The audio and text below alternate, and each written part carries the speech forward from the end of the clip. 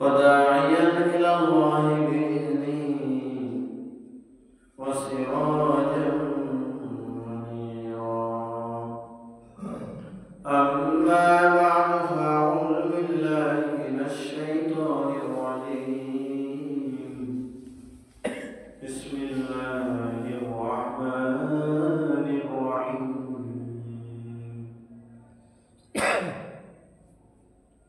ما كان لنبي أن يكون له أسرى حتى يسخن في الأرض تريدون عرض الدنيا والله يريد الآخرة والله عزيز حكيم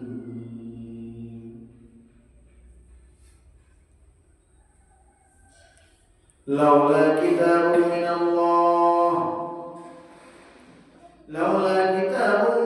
الله سبق لمسكم فيما أخذتم عذاب عليم فكلوا مما غنمتم حلالا طيبا واتقوا الله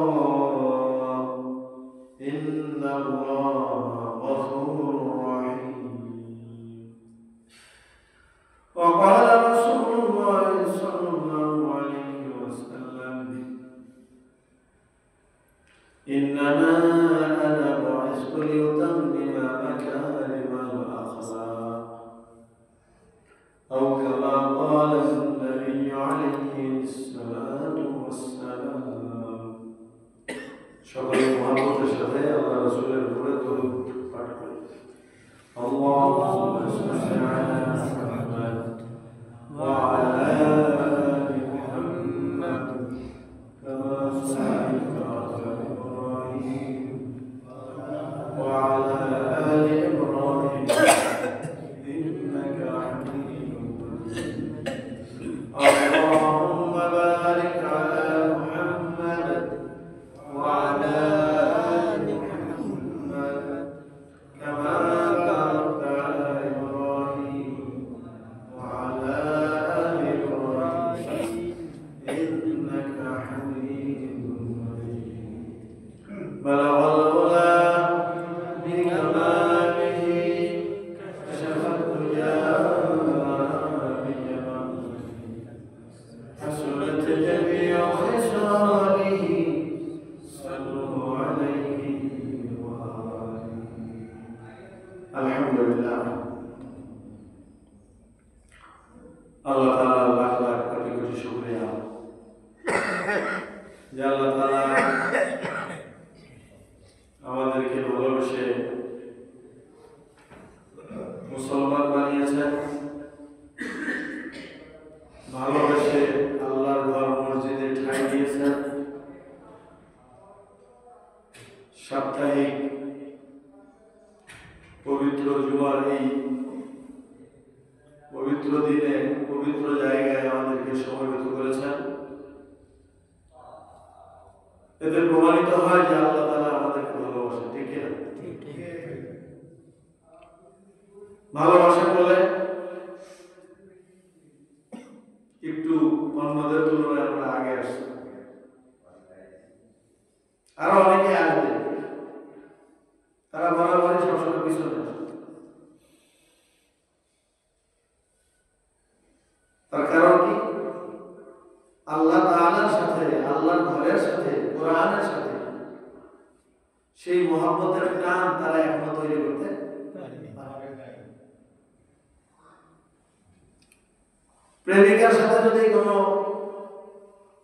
সময় ফিক্স থাকে 8টার সময় এসো দেখবেন তো 7:30 আধা ঘন্টা আগে গিয়ে রেডি অপেক্ষা করতে থাকে খেলা দেখার টাইম যদি থাকে বিকাল 3টা সামনে গিয়ে বসার জন্য 12টার সময় স্টেডিয়াম 12টায় স্টেডিয়াম ভিড় তার কারণ কি খেলার সাথে দিলের তাল্লুক তৈরি হয়েছে সুন্দরী নারীর সাথে দিলের সম্পর্ক তৈরি হয়েছে।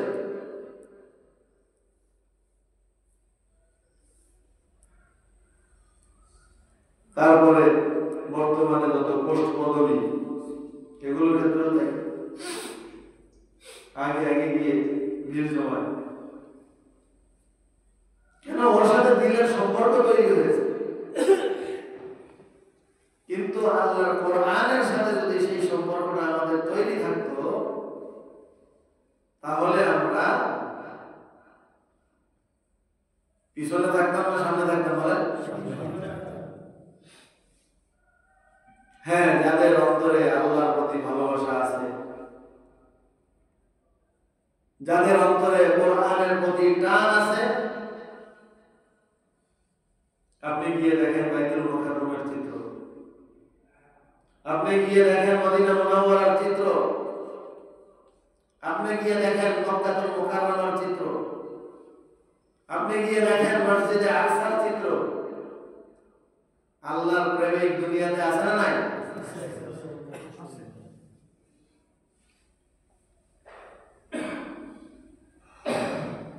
বলে শুধু কি ওইগুলোতেই আছে? গ্রামের মহল্লাতেও আছে। মসজিদের খতিব সাহেব অত পাকা না, বয়ানই হয় না, শুধু দেখে দেখে আরবি খুতবা করে বিদায় দিয়ে দেয় জুমার নামাজ। তারপরেও কিছু মুসল্লি এমন থাকে আজানের আগে এসে মসজিদে হাজির হয়, আছে না? দিলের মধ্যে যদি কারো আল্লাহর প্রতি, আল্লাহর কোরআনের প্রতি, নামাজের প্রতি, মসজিদের প্রতি টান তৈরি হয়, তখন কি পাবো না পাবো এটার খেয়াল থাকে, টানে চলে আসে। তো আল্লাহ তাআলা আমাদের প্রত্যেকটা মুসলমানের অন্তরের মধ্যে আল্লাহর প্রতি, কোরআনের প্রতি সেই মহব্বতের টান তৈরি করে দিন। সকলেই বলি আমিন। এটা দরকার। এটা যত বেশি তৈরি হবে, তত বেশি মুসলমানদের মাথা উঁচু হবে। কোরআনের প্রতি মুসলমানদের দিলের তাআল্লুক যত গভীর হবে, যত মজবুত হবে, আল্লাহর রহমত যত মুসলমানদের উপর পড়বে, তত ইসলাম বিজিত হবে, ইসলাম গালিব হবে।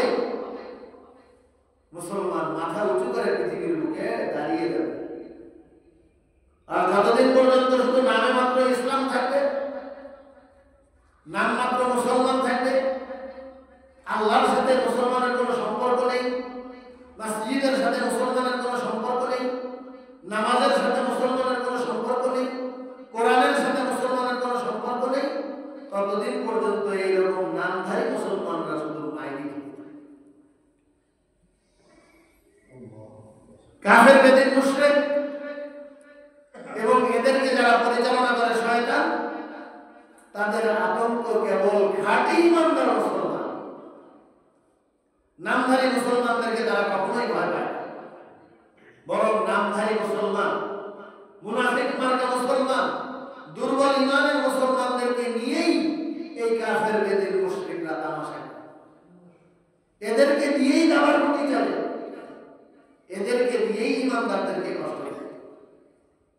যদি রাসূলের কাফেলায় আব্দুল্লাহ ইবনে উবাই ইবনে সালুলের মতো মুনাফিক না থাকতো, তাহলে আবু জাহেল মুসলমানদের সাথে এত সহজে এতগুলো যুদ্ধ কাফেররা পরিচালনা করতে পারত।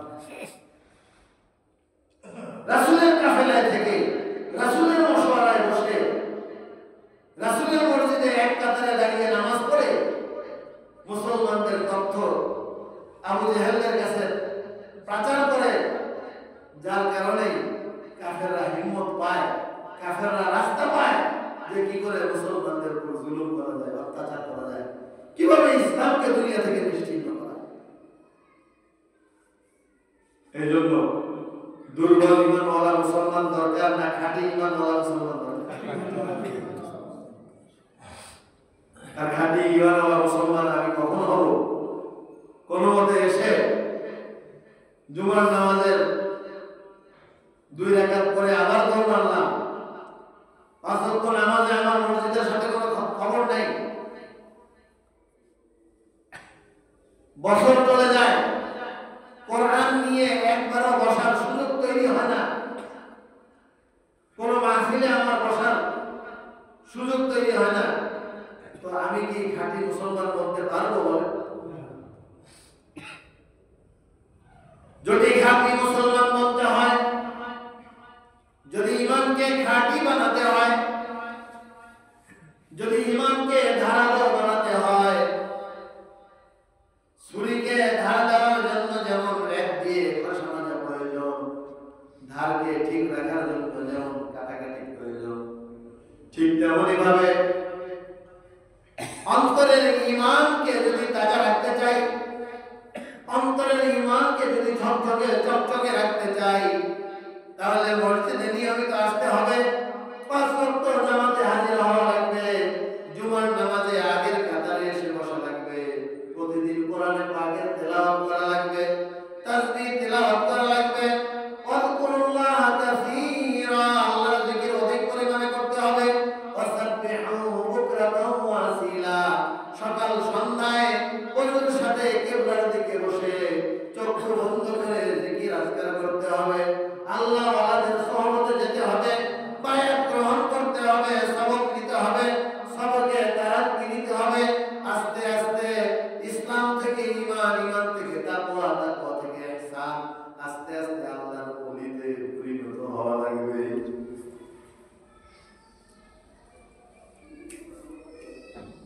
এটা হলো আমার আখিরাতের প্রমোশন, আখিরাতের উন্নতির পথ এবং পন্থা। আল্লাহ তাআলা আমাদেরকে তৌফিক দান করেন, বলেন আমিন। আজকের আলোচনার ধারাবাহিকতায় সূরা আনফালের আমরা 67, 68, 69 তিনটি আয়াত তেলাওয়াত করেছি। আল্লাহ তাআলা আমাদেরকে এই আয়াতগুলো পড়বার, বুঝবার এবং আমল করবার তৌফিক দান করেন, বলেন আমিন। আল্লাহ রাব্বুল আলামিন বলেন, মা কানা লিনাবিয়্যিন আন ইয়াকুনা লাহু আসরা হাত্তা ইউসখিনা ফিল আরদ তুরিদুনা আরাদাদ দুনিয়া আল্লাহু ইউরিদুল আখিরা আল্লাহু আজিজুন হাকীম। লাউলা কিতাবুম মিনাল্লাহি সাবাকা লামাসসাকুম ফীমা আখাযতুম আযাবুন আলীম ফাকুলু মিম্মা গনিমতুম হালালান তাইয়্যিবা ওয়াত্তাকুল্লাহ ইন্নাল্লাহা গফুরুর রহিম। প্রথমে সোজা বাংলায় তর্জমা করি, এরপরে শানে নুজুল, এরপরে প্রাসঙ্গিক দুই একটা কথা বলি, শেষ করি। আল্লাহ তাআলা বলতেছেন, মা কানা লিনাবিয়্যিন, কোন নবীর জন্য উচিত নয়, আন ইয়াকুনা লাহু আসরা, তার হাতে যুদ্ধের পরে কাফেরদের কোন যোদ্ধাকে বন্দী হিসেবে তার সামনে আসবে। আসরা মানে বন্দী, আসরা মানে কি? বন্দী, যুদ্ধবন্দী। হাত্তা ইউসখিনা ফিল আরদ, এমনকি জমিনে এই যুদ্ধবন্দী দিয়ে তার অবস্থান তৈরি হবে, অর্থাৎ যুদ্ধবন্দির মাধ্যমে অর্থ হস্তগত করে নিজেদের অবস্থান মজবুত করার চিন্তা করে। তুরিদুনা আরাদাদ দুনিয়া, তোমরা চাও দুনিয়া, মাল সামগ্রী, আল্লাহু ইউরিদুল আখিরা, আর আল্লাহ চান ঈমানদাররা আখিরাতে ধনবান হোক, মাল সামগ্রীর মালিক হোক, জান্নাতুল ফিরদাউসের অধিকারী হোক, বালাখানার মালিক হোক, বাগানের মালিক হোক, জমি জমার মালিক হোক। আল্লাহ চায় আমার ঈমানদার বান্দারা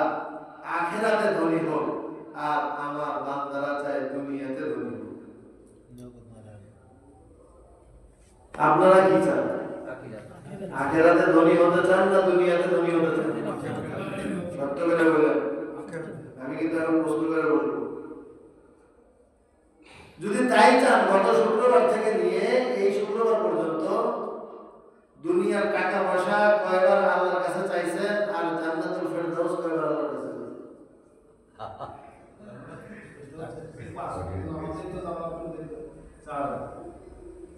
বলেন? দুনিয়ার তো আইটেমে চান, আল্লাহ আমাকে এই দেন, আল্লাহ আমাকে এই দেন, আল্লাহ আমাকে এই দেন, চান কি চান না? আবার ওইটা পাওয়ার জন্য প্রতিদিন দোকানে যাচ্ছেন, প্রতিদিন ঘেরে যাচ্ছেন, প্রতিদিন আপনার অর্থ বাড়ানোর যে সিস্টেম ফর্মুলা আছে সেই ফর্মুলার পিছনে আপনি দৌড়াচ্ছেন, কিন্তু আখিরাতে ধনী হওয়ার জন্য কয়টা সিস্টেমকে আপনি অবলম্বন করেছেন? জানি আখিরাতে ধনী হওয়ার জন্য এই এক সপ্তাহের ভিতরে 10,000 টাকা আল্লাহর রাস্তায় দান করেছি, একজন ইয়েতিমকে একটা শীত বস্ত্র দিয়েছি, বা মসজিদে আমি 1000 টাকা দান করেছি। এইটাকে দোহাই দিয়ে আল্লাহর কাছে বলছি যে আল্লাহ তুমি এই যে আমি দান করলাম এর ওসিলায় জান্নাতে আমাকে একটা বাসা তৈরি করে দাও, আমাকে একটি বিল্ডিং বানিয়ে দাও। দুনিয়াতে অনেক সময় এমন হয় 10 লাখ টাকা আপনি খরচ করেছেন, মাল পাইছেন 5 লাখ টাকা, হয় না? বলেন। আর আখিরাতে কখনোই এমন হবে না যে আপনি 10 লাখ টাকা খরচ করছেন, আপনি জান্নাতের সামগ্রী পাবেন 5 লাখ টাকা, বরং বেশি হবে। কিরকম হবে? মাসালুল লাযিনা ইনফিকুনা ফি সাবিলিল্লাহি কামাসালি হাব্বা, আল্লাহর রাস্তায় যদি বান্দা একটি টাকা খরচ করে তার দৃষ্টান্ত হলো সে একটি দানাকে মাটির নিচে পুঁতে দিল। একটি দানা, সাপোজ ধরেন গম অথবা ধানের যদি একটা দানা মাটির নিচে পোতা হয়, সেখানে একটি ধান গাছ অথবা গম গাছ হইল।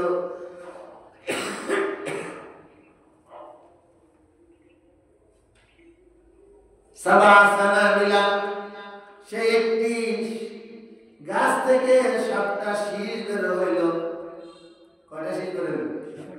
ফি কুল্লি সুম্বুলাতিন মিআতু হাব্বা, এক একটা শীষের ভিতরে 100টা করে দানা থাকলো। তাহলে এক দানা থেকে কত দানা হয়েছে? 700 দানা। এইটা একটা উদাহরণ দিলাম, এভাবেই যে আমি দেব তা না। আমি দেব কেমন? আল্লাহু ইউদাইফু লিমান ইয়াশা, যদি কারো কাজ আমি আল্লাহর পছন্দ হয়ে যায় আমি তাকে এমন কায়দায় দেব, এমন গুণে গুণ করে করে দেব সে কোনোদিন কল্পনাও করতে পারে না। 700 না 700 কোটিও দিতে পারে। সুতরাং আপনি আখিরাতের জন্য 10,000 টাকা খরচ করবেন আর আপনি 5,000 টাকা পাবেন, এটা কখনোই হবে না। হতে পারে যে 10,000 টাকা খরচ করার কারণে আখিরাতে যেই নিয়ামতটা পাবেন সেটা তো 10,000 কোটি টাকার চেয়েও বেশি, ঠিক কি না? কারণ জান্নাতের নরমাল একটা ঘর যেটা, তারও ইট হবে স্বর্ণের, ইট হবে কিসের? আর একটা ইট হবে রূপা, মেশকো জাফরানের গাঁথনি হবে, অরিজিনাল জাফরান। আমি বিদেশে দেখছি 1 কৌটা বিক্রি হয় 5,000 টাকা। 1 কৌটা জাফরান বিক্রি হয় কত? বাংলাদেশের 5,000 টাকা।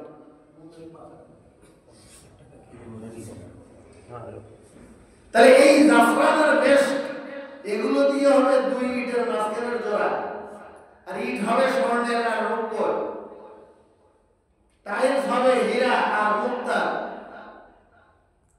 আরো কি হবে? কামা লা আইনুন রাআত ওয়ালা উযুন সামিআত ওয়ালা খাতারা আলা কলবি বাশার আ'দাতু লিইবাদি, আমি আমার প্রিয় বান্দাদের জন্য জান্নাতে যে কি মেহমানদারির জন্য রেখেছি সে তা কোনোদিন কোনো চোখ দেখে নাই, কোনোদিন কোনো কান তার কথা শুনে নাই, কোনোদিন কোনো দিল তার ব্যাপারে চিন্তাও করার সক্ষমতা রাখে না। তাহলে আল্লাহ আপনাকে কত গুণে দিচ্ছে। তো সেই জান্নাত পাওয়ার জন্য, আখিরাতের নিয়ামত পাওয়ার জন্য ব্যবস্থাপত্র গ্রহণ করেছেন বলেন। সুতরাং এটাই বাস্তবতা যে আমরা আল্লাহর কাছে দুনিয়া চাই। বলেন আমরা আল্লাহর কাছে কি চাই? আখিরাত চাই না। চাইলেও এটা গদ বান্দা কিছু দোয়া আল্লাহ রাসূল আমাকে শিখিয়ে দিয়েছে। আল্লাহ তাআলা কোরআনের কিছু আয়াত নাযিল করে দিয়েছে যে এগুলো দিয়ে চা, ওই হিসেবে আমরা চাই রব্বানা আতিনা ফিদ দুনিয়া হাসানা। তাও আবার দুনিয়ার কথা আগে বলছে। এর দুনিয়ার কথা যদি আগে না কথা দেখা যায় আমরা দোয়াই করতাম না। আমাদের জোর তো দুনিয়ার দিকে। ওয়াফিল আখিরাতি হাসানা ওয়া কিনা আযাবান নার। তাই আল্লাহ বলেন আনতুম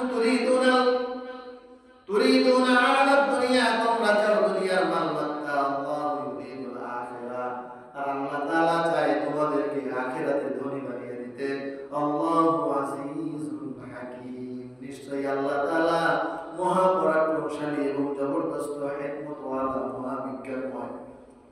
লাউলা কিতাবুম মিনাল্লাহি সাবাক, আল্লাহর ফয়সালা যদি ইতিপূর্বে ঘোষণা না হতো, লামাসসাকুম ফীমা আখাযতুম আযাবুন আযীম, তোমরা যেই বিনিময় গ্রহণ করেছো তার জন্য আল্লাহ তাআলার পক্ষ থেকে তোমাদের উপর আযাব চলে আসতো।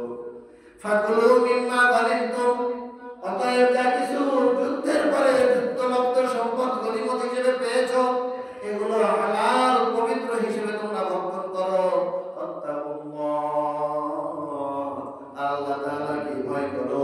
ইন্নাল্লাহা গফুরুর রহিম, নিশ্চয়ই আল্লাহ হলেন ক্ষমাশীল এবং অত্যন্ত দয়ালু।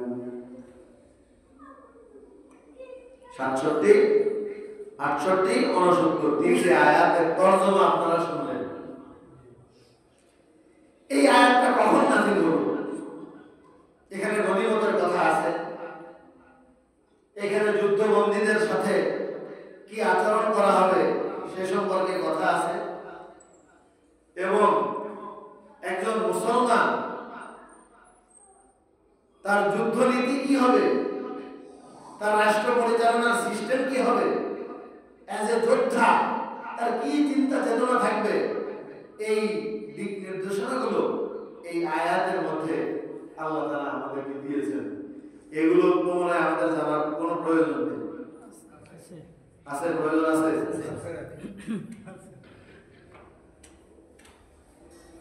আমরা তো জানবো শুধু নামাজের মশলা,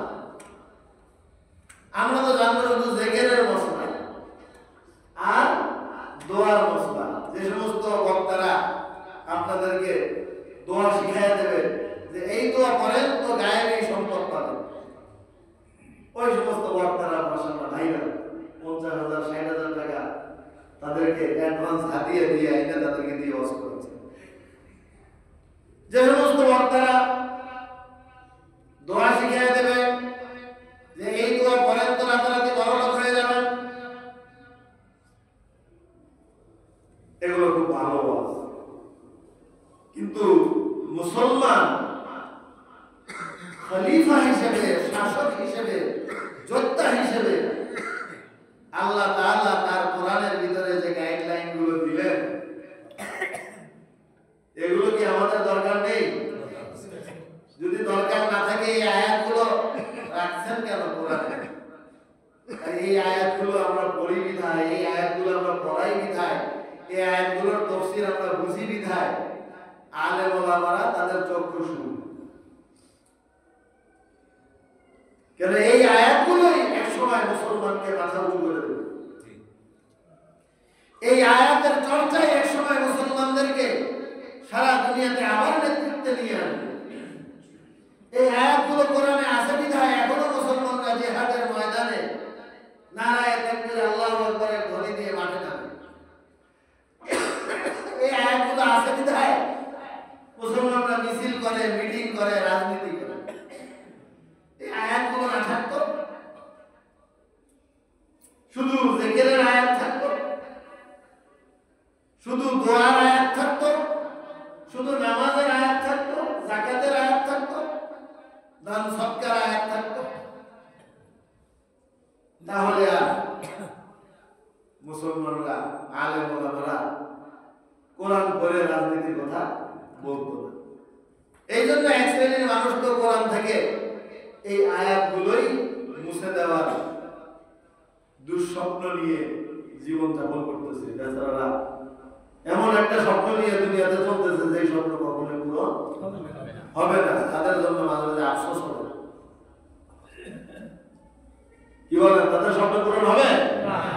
তাদের সম্পর্কে আল্লাহ বলেন ইউরিদুনা লিইউতফিউ নূরাল্লাহ, তাদের স্বপ্ন হলো, তাদের ইচ্ছা হলো, তাদের পরিকল্পনা হলো আল্লাহর দ্বীনকে তারা মুখের ফুৎকার দিয়ে নিভিয়ে দিতে চায়।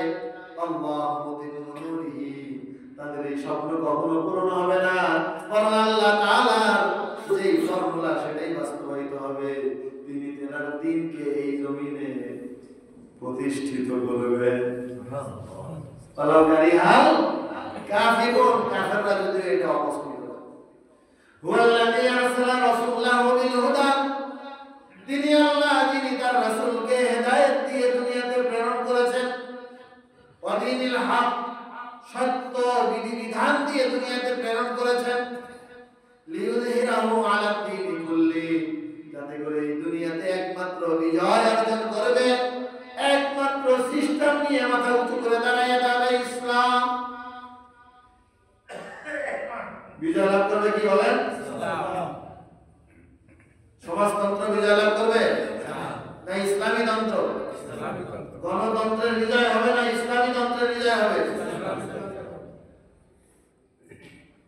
নাস্তিকতার যে তন্ত্র আছে সেটার বিজয় হবে না ইসলামের বিজয় হবে? তুমি চাও আর না চাও ইসলামের বিজয় হবেই হবে।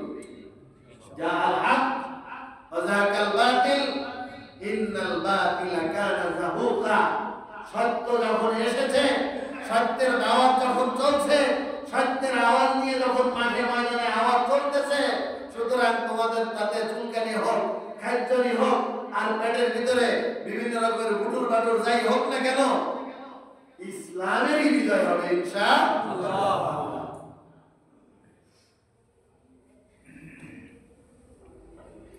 এই বিষয়গুলো এই আয়াতের ভিতরে বলছে। শানে নুজুল হলো রাসূল আকরাম সাল্লাল্লাহু আলাইহি ওয়াসাল্লাম বদরের ময়দানে 313 জন দুর্বল সাহাবীকে নিয়ে 1000 সশস্ত্র বাহিনীর সাথে যুদ্ধ করে বিজয় অর্জন করেছেন। বলেন আলহামদুলিল্লাহ। 70 জন সানাদিদে কুরাইশ, সেখানে বড় লিডার ছিল আবু জাহেল, বড় লিডার ছিল উমাইয়া, বড় লিডার ছিল উতবা, বড় লিডার ছিল শাইবা, বড় লিডার ছিল ওলীদ ইবনে উতবা। এরকম বড় বড় 70 জন মক্কার নেতাকে কচু কাটা করেছে। ঠিক আছে, কচু কাটা। যদি এই জামানায় এরকম ঘটনা ঘটতো, পুরা মিডিয়া তোলপাড় শুরু হয়ে যেত যে ইসলাম জঙ্গি, নিজের বাইরে বাইরে গেছে। কারণ যাদেরকে মারছে তারা আত্মীয় স্বজন। তারা কি বলেন? আত্মীয় স্বজনকে মারছে।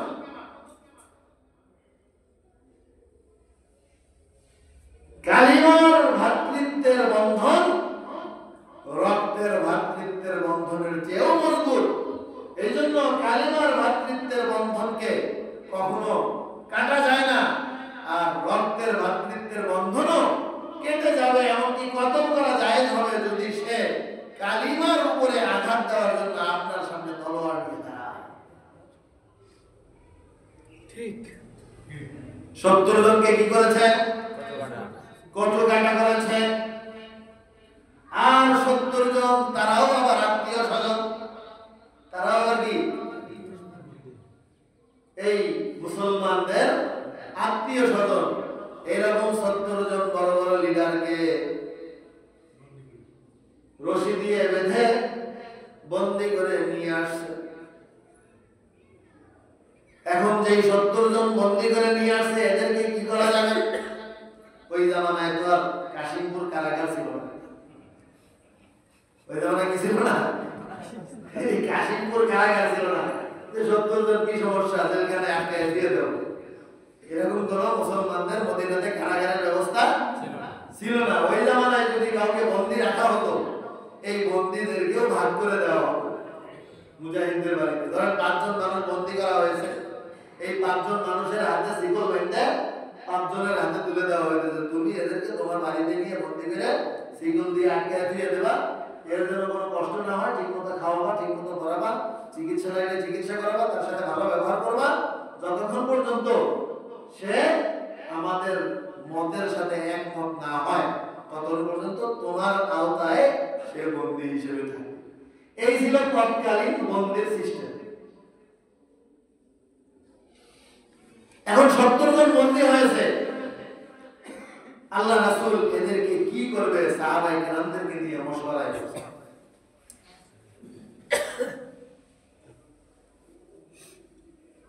ওমর বলতেছেন, ইয়া রাসূলুল্লাহ, আমরা আল্লাহকে সন্তুষ্ট করতে চাই, কোন আত্মীয় স্বজন কোন রক্তের সম্পর্ককে আমরা প্রাধান্য দেই না, আল্লাহ এবং আল্লাহর রাসূলের সন্তুষ্টিকে আমরা প্রাধান্য দেই। এই জন্য 70 জনকে যেরকম কচুকাটা করে প্রমাণ করে দিয়েছি যে আল্লাহ তোমাকে ভালোবাসি, আমাদের আত্মীয় স্বজনকে না, ঠিক তেমনি ভাবে এই 70 জনকেও কচুকাটা করে আমরা প্রমাণ করে দেব যে আল্লাহ আমরা তোমাকে ভালোবাসি, আমাদের আত্মীয় স্বজনকে আমরা ভালোবাসি না। যেমন প্রমাণ করে দিয়েছিলেন ইব্রাহিম আলাইহিস সালাম আল্লাহর ভালোবাসাকে প্রাধান্য দিতে গিয়ে নিজের ছেলের গলায় ছুরি চালিয়ে দিয়েছে। আল্লাহু আকবার। এই মতামত কার ছিল? আল্লাহ। ওমরের মতামত ছিল। এই মতামত কার? ওমরের মতামত। আবু বকর তো একটু নরম তবিয়তের মানুষ ছিল, তো ইয়া রাসূলুল্লাহ এইভাবে যদি আমরা 70 জনকে মেরে ফেলি, যা মারছি তো মারছি, আর যাদেরকে এখনো মারি নাই হতে পারে এরা ভবিষ্যতে মুসলমান হয়ে যেতে পারে, এদেরকে ছাইরা দেওয়ার কি করা যায়? তাহলে কি করা যায়? দেখেন আমরা তো এমনিও গরিব অবস্থায়, আমাদের অস্ত্র শস্ত্র নেই, ঘর বাড়ি নেই, টাকা পয়সা নেই, গায়ের জামা পর্যন্ত আমাদের নেই, আমরা বড় দুরবস্থার মধ্যে আছি। যদি এদেরকে মুক্তিপণ নিয়ে ছেড়ে দেওয়া হয় তাহলে আমাদের অর্থনৈতিক সচ্ছলতা আসলো, আর এরাও মুক্ত হয়ে পরবর্তীতে আমাদের উদারতা থেকে হয়তো একদিন ইসলামের মধ্যে প্রবেশ করবে। তো রাসূলও তো উদার ছিলেন, রাসূলও কি ছিলেন? উদার ছিলেন। রাসূলের কাছে ওমরের মতামত ভালো লাগেনি, ভালো লাগছে কার মতামত? আবু বকরের মতামত। রাসূল আবু বকরের মতামত অনুযায়ী ফয়সালা করেছেন। কি করে দিয়েছেন? ফয়সালা করে দিয়েছেন। মুক্তিপণ নিয়ে 70 জন যুদ্ধবন্দীকে মুক্ত করে দিয়েছেন। জিবরাইল আলাইহিস সালাম তখন এই আয়াত নিয়ে নাযিল হলো, মা কানা লিনাবিয়্যিন, কোন নবীর জন্য এটা উচিত নয় আইয়াকুনা লাহু আসরা, তার হাতে যুদ্ধবন্দী হবে হাত্তা ইউসকিনা ফিল আরদ, আর সেই যুদ্ধবন্দী দিয়ে সে জমিনে অবস্থান তৈরি করবে। তুরিদুনা আরাদাত দুনিয়া, তোমরা চাও দুনিয়ার ধন সম্পদ, আল্লাহু ইউরিদুল আখিরাহ, আল্লাহ চায় তোমাদের আখিরাতের ধন সম্পদ। মিলছে? আল্লাহু আজিজুল হাকীম, আল্লাহ মহা পরাক্রমশালী এবং জবরদস্ত বিজ্ঞানময়। এই বদমাইশদেরকে কচু কাটা করার মধ্যেই পৃথিবীর শান্তি, বদমাইশদেরকে ছেড়ে দেওয়ার মধ্যে পৃথিবীতে কোনো শান্তির ফয়সালা হয় না।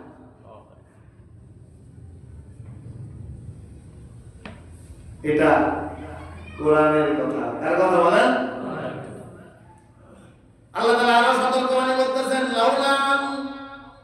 লাউলা কিতাবুন মিনাল্লাহি সাবাক, যেহেতু আল্লাহ তাআলা ইতিপূর্বে আপনাকে বলছেন ওয়াশাবিরহুম ফিল আমর ফাইযা আসাবতা ফাতাওয়াক্কাল আলাল্লাহ, আমার নবী আপনি যখন কোনো কাজ করবেন আপনার সাথীদের সাথে মশাওয়ারা করে কাজ করবেন, সাথীদের মতামত নেওয়ার পরে আপনি যখন কোনো সিদ্ধান্তে পৌঁছবেন, সিদ্ধান্তের উপরে আমার আল্লাহর উপর ভরসা করে কাজ করে দিবেন, আমি আল্লাহর সন্তুষ্টি আপনার উপরে থাকবে।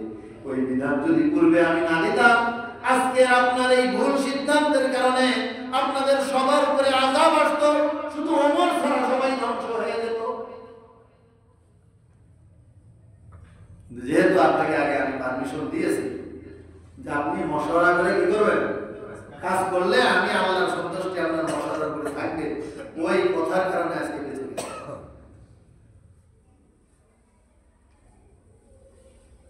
আল্লাহ রাসূল টপ টপ করে চোখের পানি পড়েছে এই আয়াত নাযিল হওয়ার পরে। আবু বকর জারজার হয়ে কেঁদেছে, সকল সাহাবায়ে কেরামের মাথা নিচু হয়ে গেছে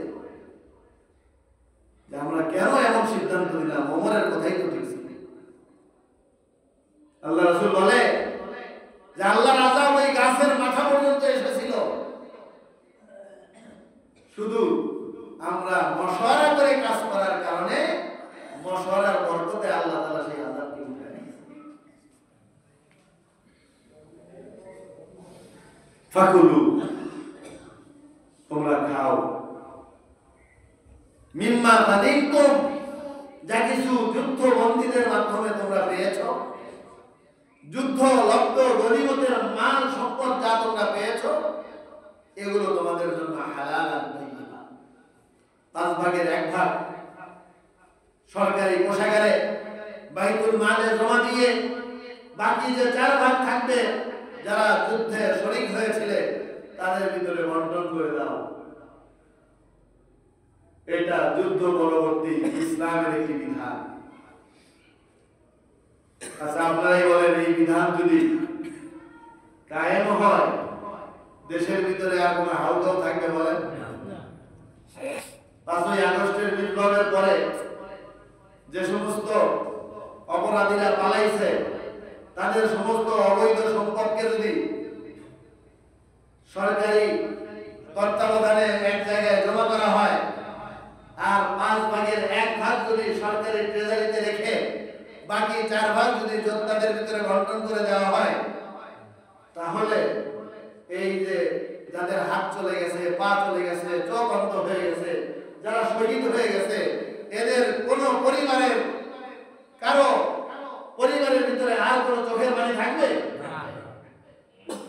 তা তো করা হচ্ছে না। বরং কি করা হচ্ছে, এমন এক পদ্ধতিতে চলে যাচ্ছে দেশ যে সামনে সরকার গঠন করার পরে যারা যুদ্ধ করে, যাদের রক্তের উপর ভর করে আজকে রাজনীতি করে আবার যারা একদল ক্ষমতায় যাবে, তাদের কারণে দেখা গেল ওই জুলাই যোদ্ধাদের আবার ফাঁসির কাছে ঝোলা লাগবে।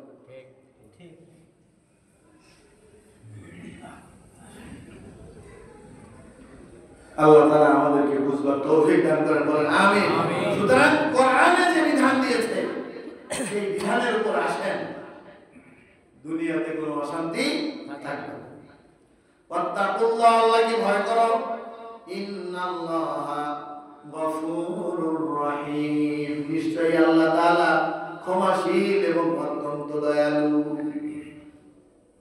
এজন্য আমরা আল্লাহর দিকে ঝুঁকি, মসজিদের দিকে ঝুঁকি, মাদ্রাসার দিকে ঝুঁকি, আলেম ওলামার দিকে ঝুঁকি, আমলের দিকে ঝুঁকি, জিকির আজকারের দিকে ঝুঁকি। ইনশাআল্লাহ আমার আপনার জীবনের পরিবর্তনের কারণে পুরা দেশের অবস্থা পরিবর্তন হবে। আর যদি আমরা এখনো ইসলাম থেকে দূরে থাকি, বাংলাদেশের পরিস্থিতি ফিলিস্তিনের চেয়ে খারাপ হয়ে যাবে, এটা লিখে নিতে পারে।